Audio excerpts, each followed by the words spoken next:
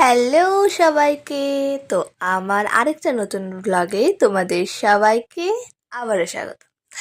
তো এই যে আমি আজকে বেরিয়েছিলাম ভূতনাথ যাব বলে।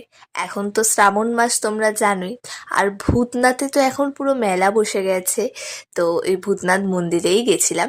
আমি গেছিলাম আর তার সাথে গেছিল আমার মায়ের একটা খুবই পুরনো স্কুল ফ্রেন্ড আর তার মেয়ে, মানে আমারও সে বন্ধুই, মানে বন্ধুরা মিলে বেরিয়েছিলাম সবাই। তো এই যে ভূতনাথ মন্দিরটা কি সুন্দর সাজিয়েছিল। এখানে হচ্ছে হলো তমা আন্টি আছে, আর ফটোয় যাকে দেখলেছিলাম মিষ্টু। আর হচ্ছে হলো আমরা ফার্স্টে ভূতনাথে গেলাম, সেখানে পুজো দিলাম, তারপর গেছিলাম হচ্ছে হলো মোটা বাবার মন্দিরে। এই মন্দিরটা আমি ফার্স্ট টাইম গেলাম, আর এত সুন্দর লাগলো কি আর বলবো। তারপর সেখান থেকে গেছিলাম হাতিবাগানের একটু বাজার কলকাতায়। সেখানে গিয়ে আমার এনার সাথে দেখা হয়ে গেল, আর ইনি তো আমার কোলে বসে বসে ওয়াটার বটল করেই যাচ্ছে।